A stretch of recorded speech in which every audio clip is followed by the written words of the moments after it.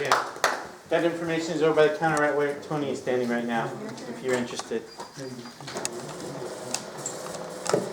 And, this is a regular occurrence here at Ghost Town Poetry Open Mic.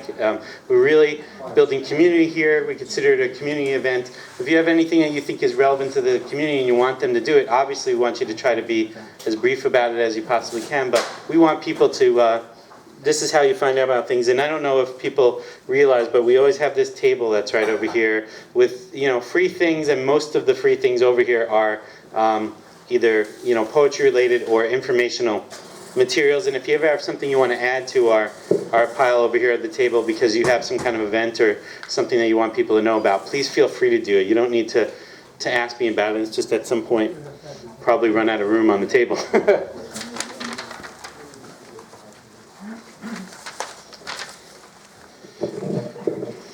So, one of the great pleasures of doing this and doing it for as many years as we've been doing it is that sometimes people, come to you or they make themselves known to you, and we have a reputation beyond Vancouver and Portland. Enough people have come through, and we've had enough out-of-state readers too that sometimes people go back to the state that they're from and let their friends know. And sometimes if people are in a place like California, for example, and they want to know about what's happening in Portland, I'm proud to say that Ghost Town is one of the things that's mentioned, and so Klipschutz of San Francisco, California, made his way to us.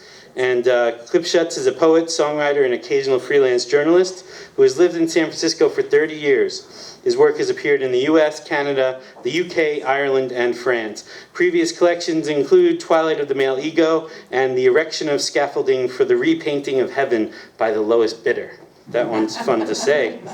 He co-wrote Chuck Prophet's 2012 international release, Temple Beautiful. In 2006, through Luddite Kingdom Press, Klipschutz issued the one-off collectible, All Roads But This One. Beyond high school, he is an autodidact, and his new book is called This Drawn and Quartered Moon. I believe that I can see one copy of that new book from here, and which was the one that you have an extra copy of if anybody wants it? I think that both copies sold Twilight of the Male Ego. Twilight of the Male Ego. I have a reader's copy. He's got a reader's copy, so if you really want Twilight of the Male Ego, you can talk to him about getting that reader's copy later. And it's our pleasure to welcome to Vancouver, Washington, Klipschutz.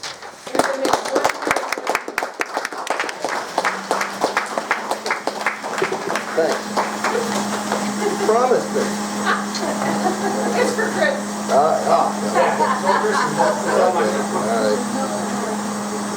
That's how we welcome our readers.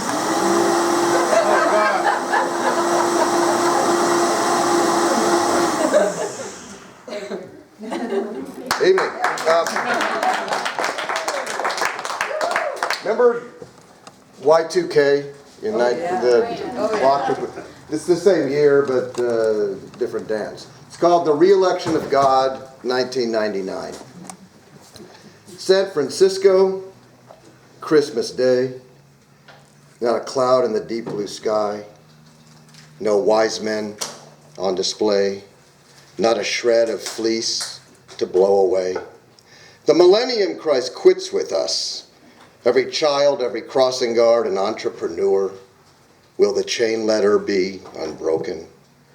The pollster asked, does God exist? And 71% of us said, yes. And this is a democracy, and that, friends, is a landslide.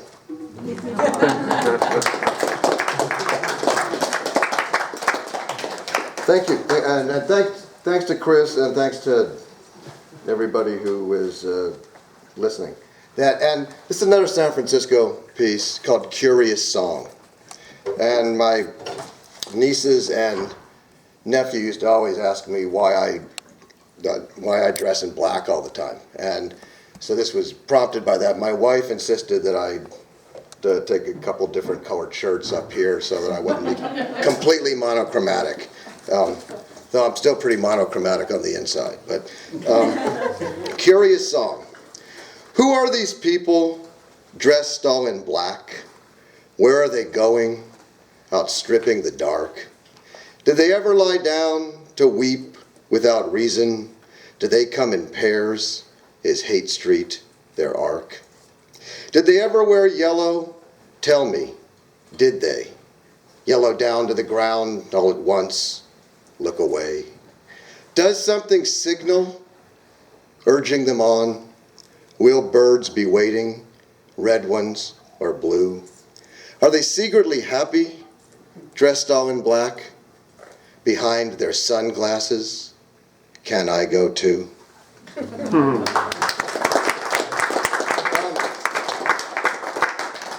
I think wherever he is, my friend Jeff might have told me this, that the New York school poet James Schuyler once said that it's almost impossible when you take a walk in the country to find anything to buy, and it's almost impossible when you take a walk in the city to not buy something.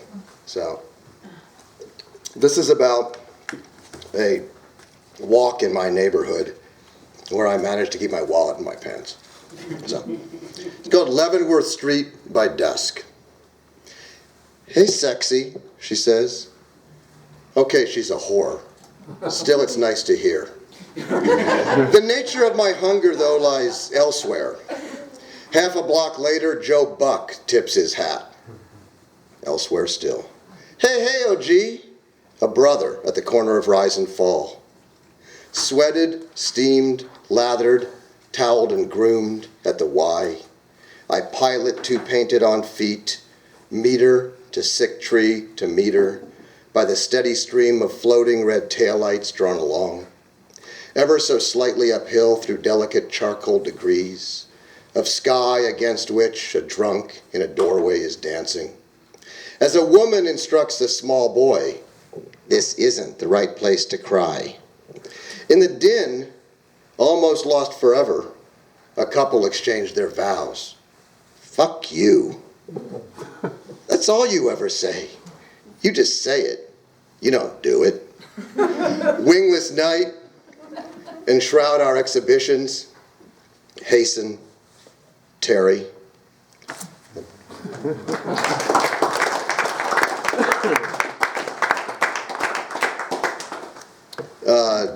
Yeah, women seem to respond to that line about the you just say it, you don't do it kind of thing. That's the, there's a Richard Pryor bit about that.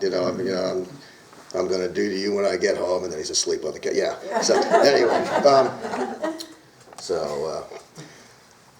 my second marriage broke up and in 1997, and I ended up downtown in sort of a Dostoevskian hovel, and I'm remarried. Everything's all good. So she's the one that got this shirt for me. It's all. Yeah. This is called Upon Reading About Frank Lloyd Wright in a Rented Basement Room. Granted, he was stranger than the lot of us. I walked his dizzy plank once in Manhattan. Tell me now, can I find peace here underneath this crazy quilt of pipe and restful waste, not giving a tinker's damn for a skyline view, designing my dream house one fever night at a time.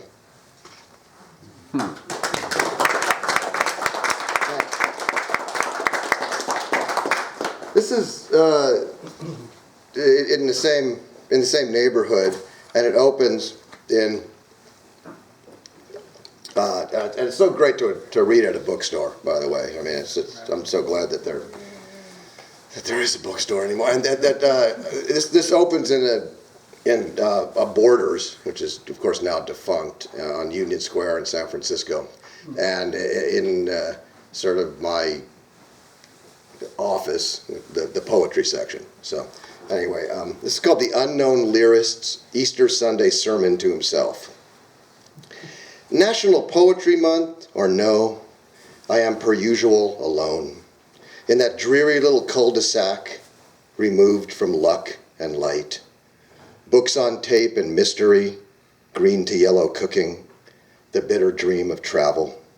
Surrounded by the pure pith of the ages, the rotten, ripe, and wax fruit of the age.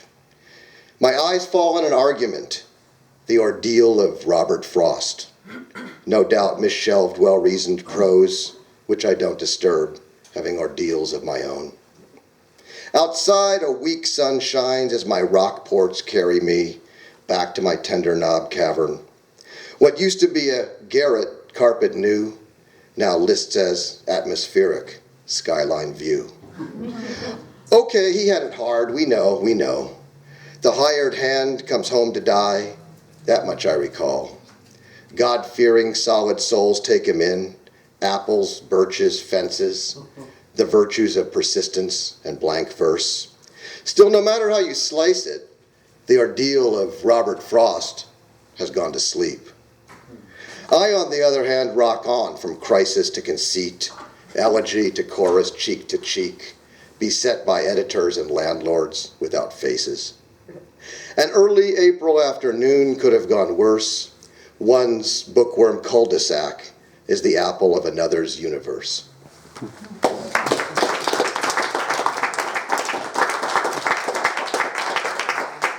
Do people know who A-Rod is? Yeah. Okay. I don't read the sports page, but he made it onto the front page, and for me, it was just really occasioned by his ridiculous nickname. And then this guy is hiding over there told me, well, he's a human being, and you have to recognize his plight and see it from his side. So I made a pretty weak-ass attempt to do that. It's called Keep Up, and the epigraph is the sports page makes the news. A-Rod, A-Rod, A-Rod, say it isn't so. Cross your fingers if you have to, but say it. Do it with your game face on, bro. I wouldn't know you from A-Dam or Bam Bam or C-SPAN, but I love you for your flaws in that fecklessly American way. Didn't you date the mother of God? Maybe she can help. Why do people hate you just because you're a prick? Whatever they throw, it won't stick unless you already admitted everything. I wish I could help and say so knowing that I can't and don't know the score, except that you're not J-Lo or K-Fed or A. Alvarez or even A.A. Milne. But I don't mean to be unsympathetic.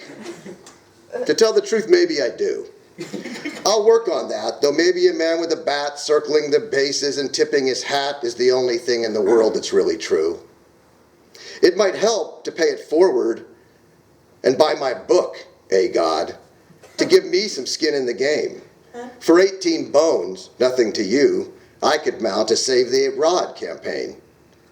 Like the guy they buried alive said, think outside the box. And when you crack my book, wear your lucky socks. I apologize for not knowing the facts. There's simply too much to keep up with. Between updating my to-do list, picking a side in Egypt, changing my name to K-Lip, my rematch with the ABC of reading, and telling the Dickman brothers apart and all.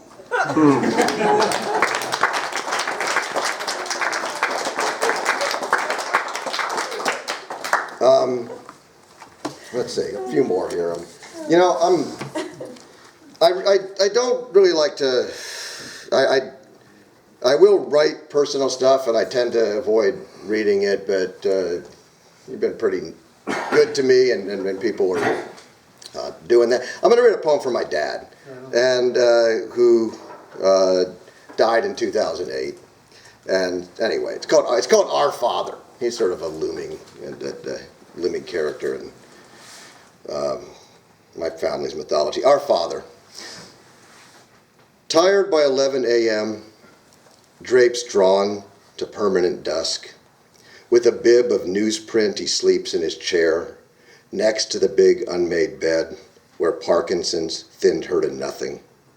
The old shouter won't waste away, though he might burst out of disgust at the charlatans peddling bunk, turning science on its ear, like chiropractors. Worse. Let alone the lawyer who took 12 days to return his call. Retired, but still on staff, he eats at the doctor's lounge, wearing a hollow leg grin, 10 slices of bacon, all free.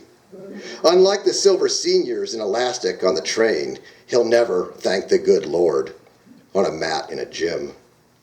He buys mineral rocks from TV for his ribbon of garden, homecomings, laundry, his letters clipped out of the desert sun. He has lived to see Yasser Arafat shaking the president's hand, the Dow Jones past 10,000 on the run. By early afternoon, he's humming away, king of matinees at the Courtyard Six.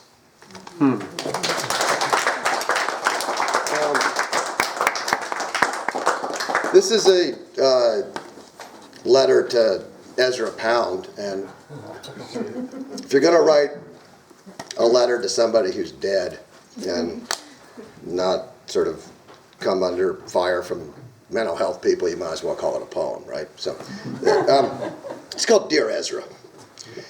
Dear Ezra, you died. Class dismissed. All that noise. Well, the Jews, they're still with us. One of them's my worst enemy. Me. My plot to dictate the economy goes badly. The elders screen my calls, ignore my counsel. And Goyim look down their button noses at you with your hypersonic booms and busts of meaning. Oi, your screwball scholarship du jour. In their Pacific eyes, you may be a bit of a Jew yourself. Your schoolgirl crush on Mussolini, poet's tears on seaside sand, another day and no letter in return. No wonder the sky ball leaks red fire and drowns itself in the bay. I'm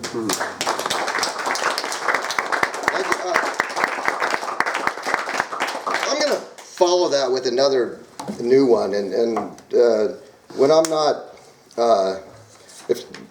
basically my position, this sort of my politics is, as a Jew on Israel, is if somebody attacks Israel, I defend it, and if somebody defends Israel, I attack it. That's that. And I believe everything I say both times.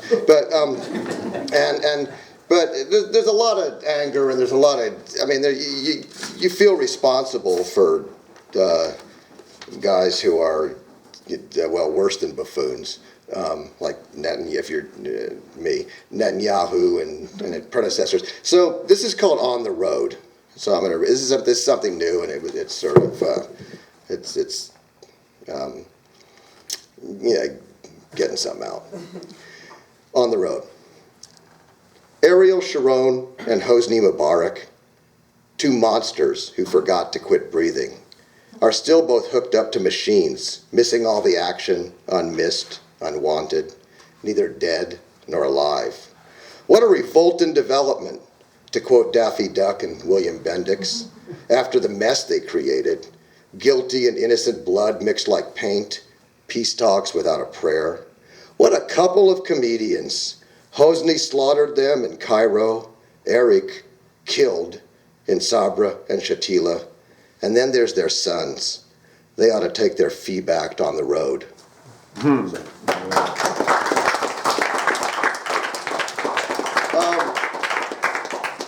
going to read one more, and I don't know what it is yet. And now I do, I just have to find it. So hold on. It's called The Red Wheelbarrow of Fortune. And here it is. All right, and The Red Wheelbarrow of Fortune. Pope John Paul is in Jordan. President Bill in Dakar. I'm here at SFO, wishing on an airport bar. Wishing on an airport barmaid. That would get me nowhere quick. Numbers lie to other numbers. Hand me down my swizzle stick. We are all in constant motion, even as we sit and wait. Deep inside we tick like watches, never stopping, always late. Children cheer, a flag on fire, a car commercial ends. Hearts of darkness fill with light. The wind is up. So much depends. Hey, thanks.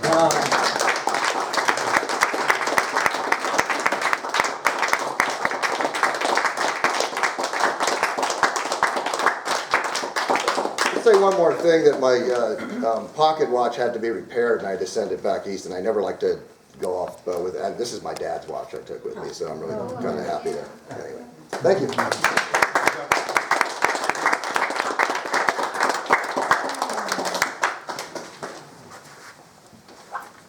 Thank you very much. We appreciate it. We are going to hear next from Nathan Tompkins. Nathan, come on up. Before I start, I want to say that on the 21st of October at 1900, three friends, me, Wayne Flower, and last name Katie Ball will be featuring. That's from 7 to 8. And then there will be an open mic afterward. This is about my paternal grandfather. He was a good man. I wouldn't let him get close to me because I was an angry fuck, but he died about 10 and a half years ago, and I only told him I loved him once. And that was just shortly before he died. He always seemed to know that moment when we pulled in whatever piece of shit held together by gum, wire, duct tape, and prayer vehicle we were driving at the time. We stop on the inclined gravel car park, jump out barely open doors past the flying tangle of unbuckled seatbelts. He walked up to the gravel road that descended to the old dilapidated barn. Black ball cap jammed on his head to protect the bared top dome and the few white hairs that remained from the Portland rain and sun. White bristles in perfect layers lined his creased upper lip, ancient blots of oil stain, the faded blue denim of his frayed coveralls. Grease clots the crevices of his fingertips, pressed in from the machine part, grasped in his wrinkled hands. And he passed the part on to my dad. Then reached for a pack of generic fags, cradled in his breast pocket. He pulled out a light 100, burned the tip with the green bit cupped in his right hand. Dad would look at the part, dip his head, and then they'd march back down the hill as they kicked shattered shards of rock with brown steel-toed work boots. And he always seemed to know. Even when he could no longer walk up that hill, he'd be propped in his black leather easy chair, eager to talk with Dad about cars, machines, mutual acquaintances, anything to ease the drudgery of the chemo, of the dying from the radioactive poison injected in his weakened arms. And I stopped by the house one afternoon, after his breath was relinquished to the wind. I looked up to see him saunter past the half-abandoned house with another tool clasped in his grimy hands as the sun stretched that early summer to rub its fingers along his bald skin and his old stained coveralls, rustled in tune with his easy steps. But of course, he never came.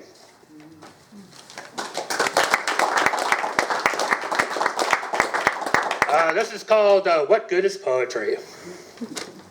Part of the inspiration for this one is I used to go to an open mic called Suck My Open Mic. It used to be at Alberta Street Pub before Mikey Becklin sold it. And so it was a mixed open mic, music, whatever. I once thought of my words as paintbrushes as they bounced off my tongue through quaked lips that would bring women with their jiggling tits ready to be fondled by my palms, stiffened nipples pinched between two saliva-dampened fingertips. And I once thought of my similes and metaphors were geometric lines scraped across an empty white canvas that would make them prime their moistened pussies to be licked as their clits hardened beneath my raspy touch. And I once thought of my line breaks and stanzas as interwoven images on a verbal tapestry, while I uttered them into the black microphone, and it magnified my vulnerabilities from the stage. And I could see them watch me, legs spread, panties slide down their black cotton skirts as they pray for me to bend them over the table, shove myself between their legs, and fuck them amidst the pub candles and beer glass-stained rings. Or at least until a guitar player sits down. Hamstrung fingers jingle out-of-tune strings. His Dylan-esque off-key voice mumbles, I gotta get my friend, or I will get up. So on. And when he finishes, they all stand around him like vultures succubi while they purr and stretch as they shoot their pheromones and their smiles bewitch them.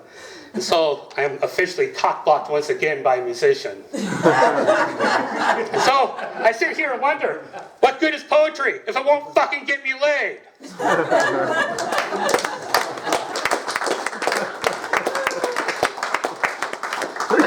Get a One more. guitar, son. Get a guitar. We played many games as kids, such as bows, arrows, war, tag, yes, and even the infamous lawn darts. One kid throws a dart way up in the air, another kid screams, rivulets of tears on his cheek as he clutches a foot impaled in the ground. And well, we didn't know who won and who lost. And when they jerked the darts out of our bodies, showered everyone with blood and bits of bone, did we complain? Fuck no, we didn't. We would just get out the needle and thread, sew the hole shut, and get back to our play. But we were tough little fuckers. Either that, we were crazy. Mormons from North Idaho. Either was just as likely. Another game we played was Hungry Hungry Hippos. My two cousins and I would let the marbles roll out on the plastic playing field, pound those little levers as those little hippo mouths darted from the side as if they were dachshunds that have not eaten for 4 hours. Jaws wide to swallow them whole, angered mouths starved for the plastic sustenance. Yeah, many games. And so you told me it was a game, Jerry. Your 4 eyes glinted in the overhead lights as you stared down at me from the ceiling heights, or at least that is how it seemed. And at 6 years old, I was always eager for a good game, a new game, a fun game, but I never wanted to be a used game. And you said it was a game as we walked into my bedroom. The sun's eye is blocked by the curtains. No need to permit this halftime spy to watch us play. The door slammed shut behind us. My blue jeans cringed upon themselves as they slithered to the floor to hide among the yarn strands of his carpet. And you told me it was a game as you bade me to lie face down upon my bed. My quilt displays Luke Skywalker and Princess Leia amidst a background of TIE fighters and X-Wings as they fly through the dark blue night. And you told me it was just a game. When you climbed upon my naked back and you 12-year-old prick spiked my ass, I heard your breath whisper in my ear as you pumped and burned deep inside me. And you told me it was this game as you fucked me quick to release, and your cum mixed with the warm blood torn from the walls of my anal cavity. And I knew it was this game when my mom came home, and I hid under the blankets beneath the bed, wet partly in shame, partly in pain as I scrambled eyes closed for my clothes. Yeah, it was just a game. It was a game I played for 30 fucking years before I fucking won. Chucky Amala, Slancha.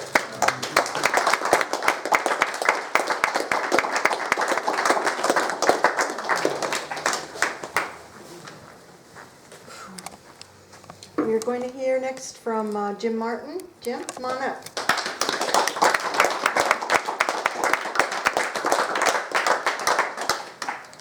Tough act to follow. Yeah. Don't need my glasses. I bought a book here some time ago. It's titled A Distant Mirror by Barbara Tuchman. And it's a book about the late 14th century, the late 1300s. Great book. And great book, yeah. And she had one poem in there. She talked from time to time about a woman named Christine de Pizan, who was a very popular poet at that time, at a time when women's place was very low. Even if they were nobility, they were consorts of Satan. Even Augustine and Aquinas said that in a very authoritative way. And so here's a very short poem of hers that I thought I'd read. It is a month today since my lover went away. My heart remains gloomy and silent. It is a month today. Farewell, he said, I am leaving. Since then he speaks to me no more. It is a month today. I think she's a good poet.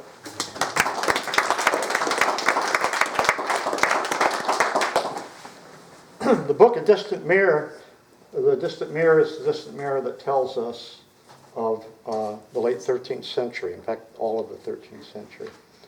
And it's distant and difficult to see just because the sources that tell us about that time are a bit vague. A distant mirror starts with two epigrams.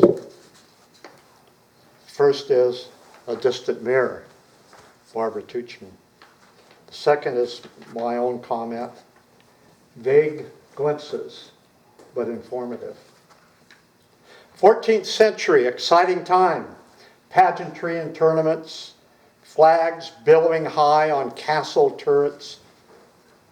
Would that we could return, experience the excitement.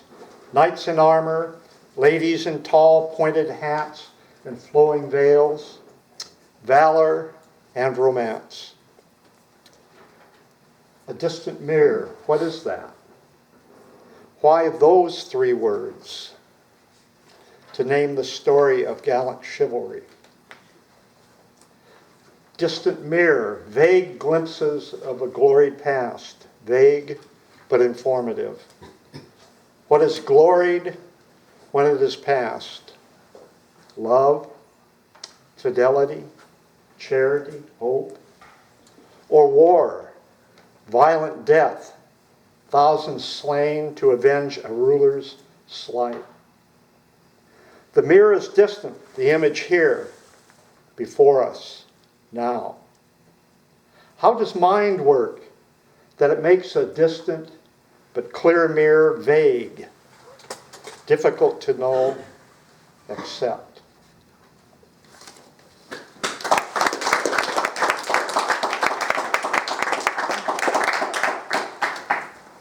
And this one is one that I wrote sitting on one of my favorite places on a stream bank and just being me for a while.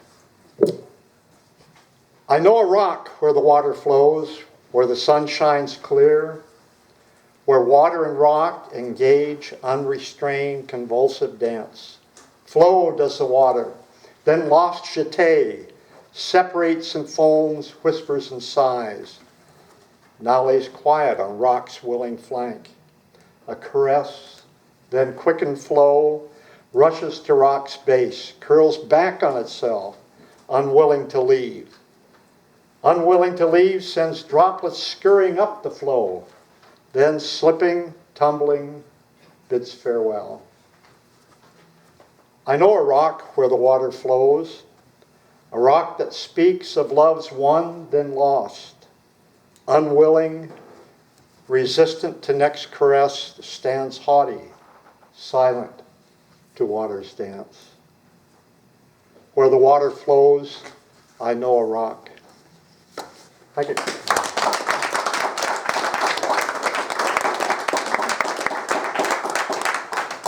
Thank you, Jim. We are going to hear next from someone whose name has come up in many poems this evening, Rainy Night.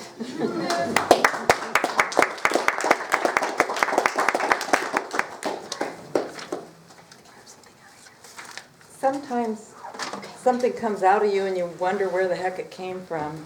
You know, the process of... And I was having a conversation with a friend a while back, and her and her husband, second wife, second marriage for each of them, went to Italy and Spain, and he had been there with his previous wife, and she had had an affair while he was there. So my friend was concerned. She said, it was a particular little town where this happened. She said, "You don't want to go there, do you?" And he said, "You know, let's claim that town for us." And I thought, that is so cool. And I totally forgot that conversation. And somebody was talking about Victoria up north of us. And we were talking about the last time we were in Victoria, and then it started me thinking. So this is the last time I was in Victoria. Don't be caught in Victoria, BC with only red licorice to eat because a boyfriend abandoned you in a snit. Never ever again be without your own pocket money. It's your responsibility. You're not a child anymore. Don't be caught crying because he said things so mean you wished you could puke on his shoe, but you didn't because your stomach was one empty cavern. Never again get involved with a nitpicky bean counter who is willing to stomp out of a restaurant because the prices don't please him. Don't be caught dead or alive with such a picayune, ungracious Scrooge. Remember, no sex is ever so great you should ever suffer for it. You can go back to Victoria anytime and replace this with a lovelier memory. As a matter of fact, do so very soon. Have great unforgettable sex.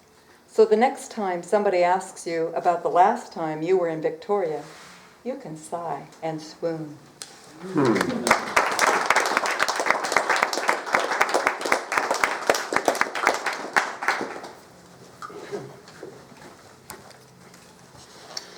Hello again.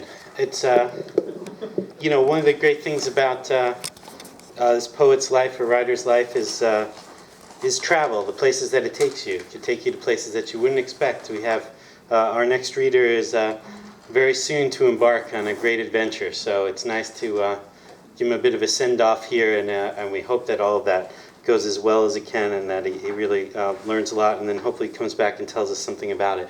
Jonathan Kendall.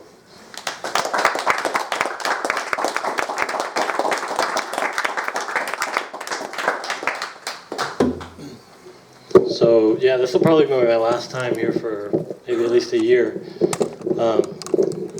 For about 2 years, I wrote and edited and tried to figure out how to be a writer professionally, and it's most of the time just me in my room by myself with all the lights turned off and whatever. But about a year ago, I started writing for the Vancouver Vector, which is the new local paper, and Tony and Christopher actually write for them as well. And one of their first articles was about being a professional poet, or being taking it seriously and doing it not just for yourself, but also sharing it with everyone. And at that exact same moment, I met Leah David Nobleson, who you read earlier today at a reading in Portland, and she was also very inspirational. Presently, she's in Austin, Texas, on tour and going all over the place. So with that in mind, over the last 7 months, I am now publishing my book on November 4th, and I'm going on tour around the West Coast, all the way from Vancouver, BC, all the way down to San Diego, and then I'm moving to Mexico and Central America to write my third novel. So if whatever you do in your life, it's probably writing, or whatever your muse is, just go for it, because that's what I'm doing. Okay, so I'm going to read just the very first. I realize I haven't read the very beginning of the book, so that doesn't make any sense, so I will do that for my end. What's the name of the book? It's called The Evolution of Strangers. "Kiss me," she said. So I did. And it wasn't romantic. It wasn't soft or hot or cold. It wasn't eternal or fleeting even. And it certainly wasn't as exciting as I had expected. But that's because it was just a kiss. Just a simple kiss. But that's exactly what I had been waiting for. The brown-eyed, pale-skinned, normal type of kiss with an old love in passing. Like breathing. Kissing Andrea is like breathing. Now, technically, she was cheating on her boyfriend. Technically, this was wrong. Technically, this was a mistake, all a big mistake. But no matter. She came back to me, on her tiptoes, for one more kiss. And her boyfriend saw it too. What drama. But my friends rushed him out of our party before he could make a scene or kill me, or both. So she cheated on him, and I hate that, but she cheated on him with me. Such a beautiful sin. I would start my road trip in only a few days, so the timing couldn't have been worse, but that's the way it goes. So we looked at each other, looking for a change, studying our cracks and the old spots. But it was all the same. We knew each other's every crevice. We knew every inch. So we looked at each other with the time we had left, with the real way of looking, with solid eyes and natural blinking. I told her I was happy and that she had come to the party, and she smiled, and I kissed her again. I told her I was glad that she was near me after so long, and she said she felt bad about her boyfriend, but she wanted me to stay for the night, and I kissed her again. I kissed her all night, and we drank spirits and we danced, fully expecting the lights to blur and the memories to jumble. Too many drinks until the morning. But it never came, the morning. We locked ourselves into my bathroom, one of only 2 bathrooms for a party of 300 people, all of them knocking on the door asking, "How much longer?" I said, "It's my house. Go dance." I would yell at them at the banging, and slowly they understood. We weren't going to come out. "I've missed you," I said. She told me the same, and we talked. We talked about a lot of serious things and a lot of not so serious things. The world outside the bathroom was bouncing with hired DJs and jungle juice, spilled beer and wasted wine, all part of the expected college debauchery. There were people swinging from the ceilings and breaking into the neighbor's house, and so many blacklights the smoke glowed. The cops stopped by a few times, but Aiden calmed the situation. Everyone fled, but then came right back for more dancing. But the morning did come, eventually. It fell through the crack in the bottom of the door like a sunrise. But we stayed inside still. We hadn't been together in months, and it felt relieving, like a sip after rehab. So we kept talking like that, trying to make up for lost time. But sadly, that's exactly what we didn't have. Time. Nothing more happened. I had to go. So that's the opening. One thing, on November 4th, Christopher Luna actually is hosting my book release party. It's going to be at Ginger Pop. There's going to be a band, a few other poets. It's going to be a big party. It's all ages are welcome. So thank you for Christopher for doing that for me. I appreciate it.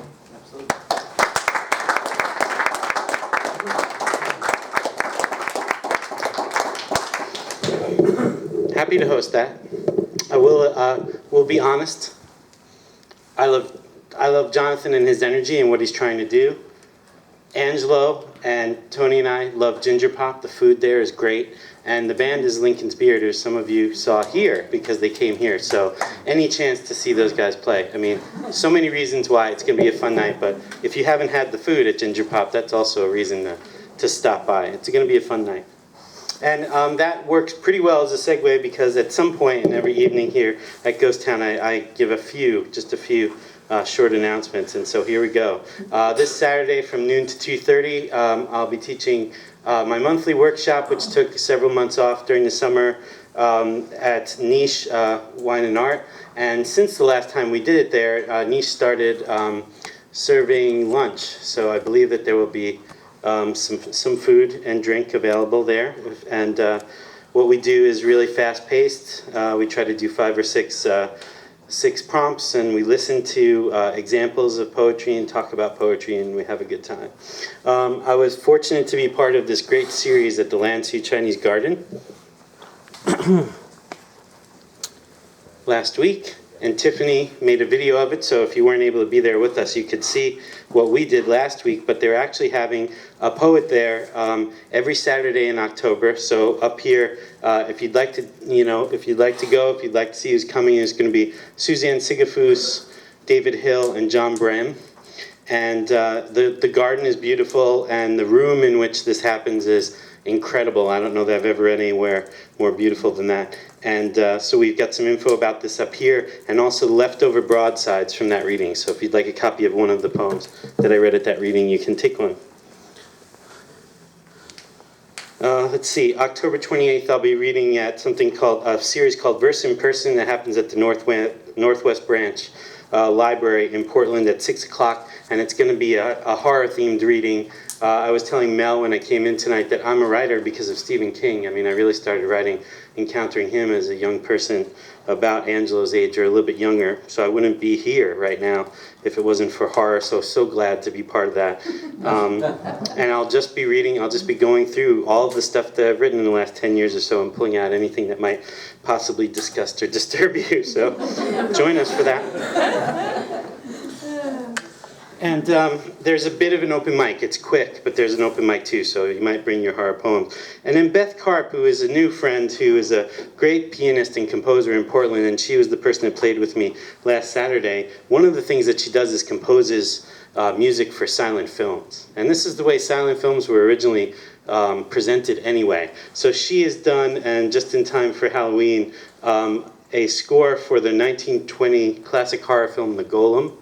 And she'll be playing along with that at Alberta Rose Theatre. And so there are some postcards for this, and there's also a code that I can let you know about through Beth for a discount on the tickets for that. So I told her I'd mention it, and I think that's worthwhile. Also, I know that plenty of you are waiting to hear about Ghost Town Poetry Volume 2, which will be released at our January anniversary reading. We always do our anniversary in January, and we moved this summer, and that's part of what delayed it a little bit. But Tony and I have read all of the submissions, and we've made some decisions, and so we will be emailing those people who submitted sometime within the next week. We're just going to make that happen. So hold tight, and you will hear from us very soon. Okay, so you know, next we have someone who I really adore this person. I haven't seen him in a long time. He used to come when we did the reading at Ice Cream Renaissance and just knock our socks off. And he's one of those people where whenever he read, I think half the people just didn't know what the hell he was talking about, but they didn't care because, I mean, it was so fun. So he's been living in Seattle for quite some time. I haven't heard from him for a while, so I don't even know how it is that he's here in the first place, but so pleased to see him and glad he's back here with us in Ghost Town. David Nelson.